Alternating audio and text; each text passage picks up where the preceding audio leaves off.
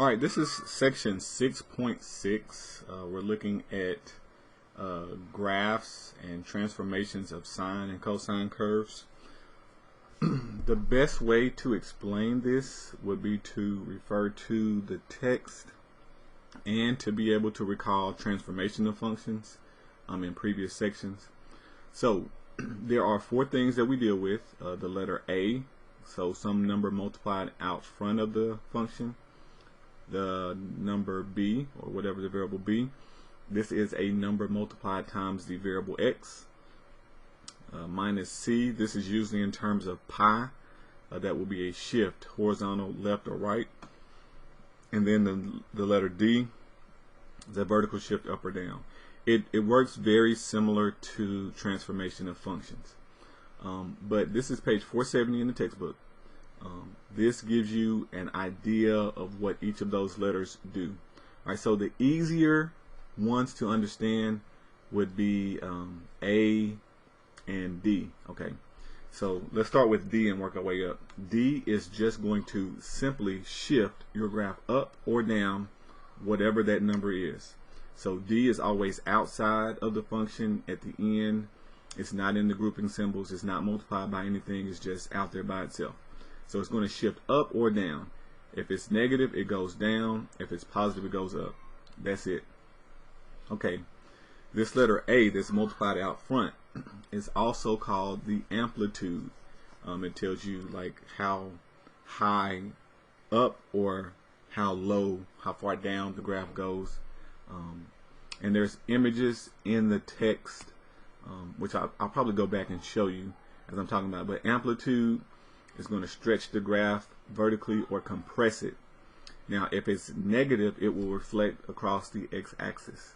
So let me see if I can go back a few pages and show you an image of the amplitude. So here this graph is oscillating between +1 and -1. So this amplitude is just the 1 out front. Okay, so it's the height of the curve. Should just be 1, oscillating between 1 and 1. Let me see if there's another image that you can get a good idea. They talk about that's the constant V. We're going to talk about that here in a minute. Amplitude, yeah, right here we're talking about the amplitude. So in this function, you see how they have this 1/2 out front. Okay, 1/2. So it compresses the graph, it's small, and so it's oscillating between a half, +1/2, and a -1/2. Okay. And here they show you the amplitude of the graph is 1/2. So whatever that number is out front, that is giving you your amplitude. Okay, the distance from the center. All right, so let me go back to 470. All right, so B will stretch your graph horizontally. If B is less than 1, it stretches it. If it is greater than 1, it shrinks it. So everything inside parentheses, just like with transformation of function, does the opposite. Okay, of what you think. The period of these trig functions for sine, for cosine, and secant and cosecant is 2 pi. I think they do mention, maybe not on this page, but the period of tangent and cotangent is a little bit different. Let me see, just really quickly, if I can find a Google trig function graph.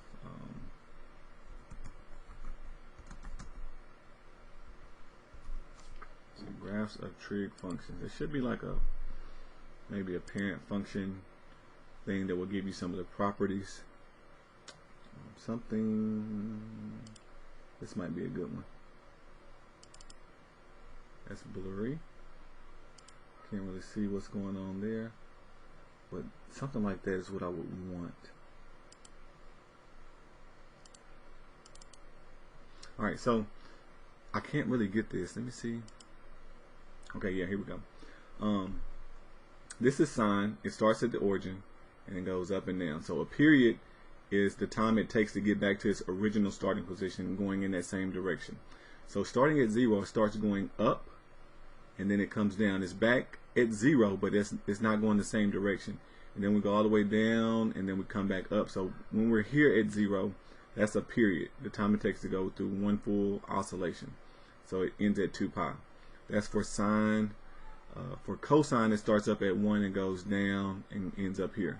So it's the same image, almost doing the same thing, but it just starts up at 1 and then oscillates and goes down. Ends at 2 pi. Now cosecant and secant are the mirror images. It's like taking these humps and flipping them. So their period is also 2 pi. And then when we talk about tangent and cotangent, their periods are pi. And they look like this. Okay. But I don't know if we're going to be doing these yet. But just so you know. But you can find some pretty good images of these online. Let me see if this other one will blow up, because it gives you a lot of the properties and everything. That page isn't working. Yeah. It would be nice because it shows you domain range.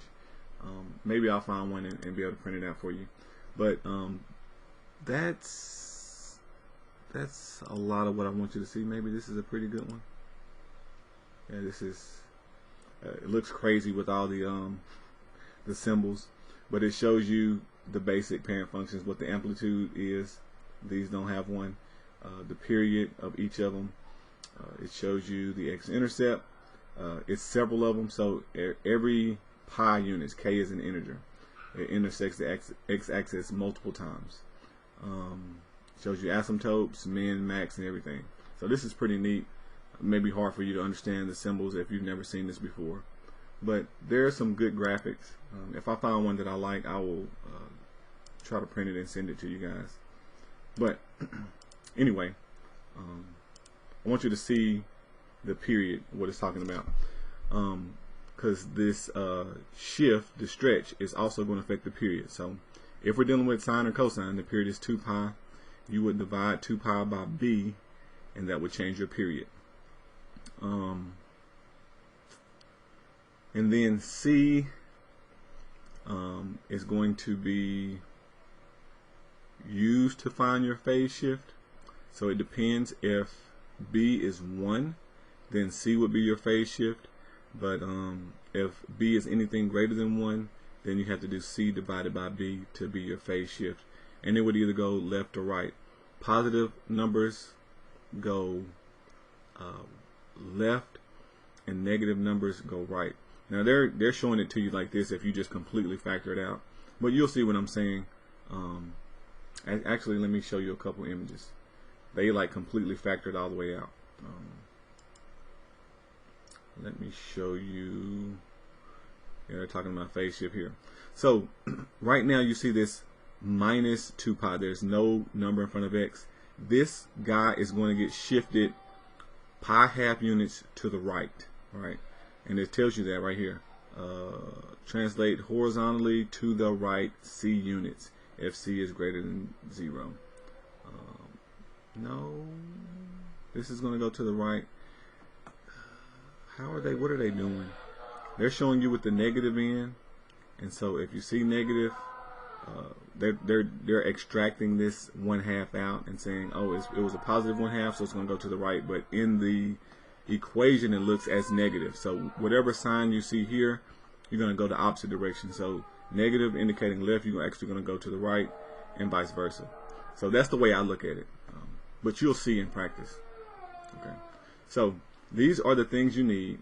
Page 470 is going to be your recipe.